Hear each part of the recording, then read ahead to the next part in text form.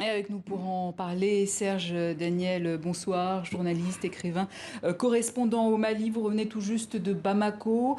Fin de l'opération Barkhane en tant qu'opération extérieure. Ce n'est pas une surprise, notamment après le second coup d'État au Mali en 9 mois. Quelles conséquences sur le terrain, Serge Daniel? Alors c'est simple, vous savez, en 2013, il y avait une opération Serval qui était concentrée au Mali. Les opérations, c'était sur le territoire malien. Ensuite, après Serval, vous avez Barkhane, dans tout le Sahel, avec un hub à N'Djamena. Alors la fin de Barkhane, on aura les détails à la fin du mois, évidemment. C'est trois choses. Il y aura moins de soldats français dans tout le Sahel, pas seulement au Mali. La deuxième chose, il y aura moins d'opérations françaises tactiques sur le terrain. Le président Macron l'a dit tout à l'heure. Et ce qu'il souhaite, c'est une force internationale d'appui aux forces locales.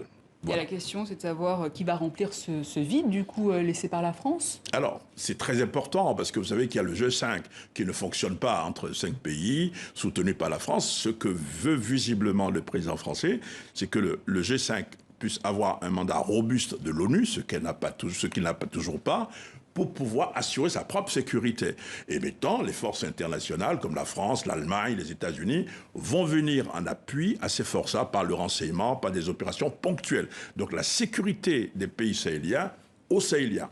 Mais alors, quand il dit c'est l'affaire des Africains, qu'est-ce qu'il faut entendre par là? Et il faut dire tout simplement qu'il appartient d'abord aux Maliens de défendre le territoire national. Il appartient aux Burkinabés de défendre le territoire national où il y a eu 160 civils tués il n'y a pas longtemps.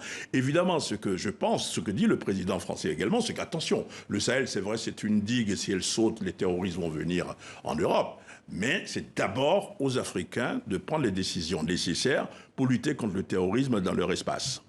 Fin de l'opération Barkhane, mais pas fin de la présence française. Donc Emmanuel Macron parle de transformation profonde de cette présence de la France au Sahel.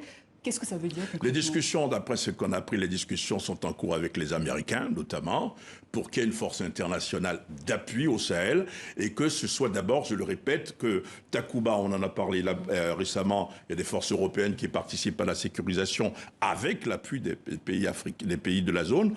Les pays de la zone auront le soutien des pays internationaux, mais il leur appartient d'assurer leur propre sécurité. Changement de doxa, donc. Ah oui, changement de doxa, totalement. Changement de doxa, changement de doctrine, parce que ça remet en cause les accords de Pau. Vous vous souvenez, en France, c'était très important. Et lors du dernier sommet quand même des pays du G5 à N'Djamena, il avait été décidé de travailler toujours ensemble. Donc il y a totalement un changement de doxa, c'est-à-dire de doctrine.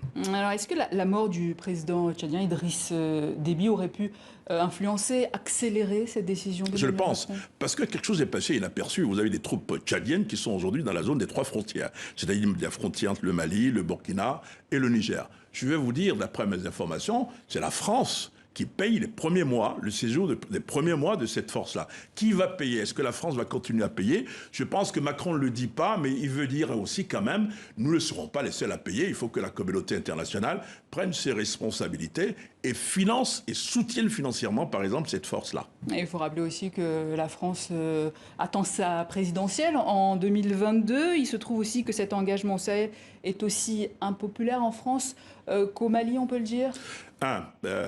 Macron ne veut pas s'enliser, évidemment il a des élections. Ensuite, il n'y a pas de sentiment français au Sahel. Moi, je fais les pays du Sahel. Il y a le sentiment anti-français urbain, essentiellement urbain. Mais il y a une malcompréhension, c'est-à-dire ce que disent les Africains du Sahel. On ne comprend pas pourquoi les djihadistes n'ont pas d'hélicoptères, ils n'ont pas de tanks. Et pourquoi la France, par exemple, a tout ça, des hélicoptères, des avions. Et puis, on n'arrive pas à vaincre les djihadistes. Donc, il y a une malcompréhension. Et là, de mon point de vue, Macron dit, je vais faire une clarification et que la nouvelle doxa, nous venons en appui avec nos partenaires, mais nous ne serons plus présents sur le terrain avec 5000 hommes. Serge Daniel, correspondant au Mali, merci pour votre analyse.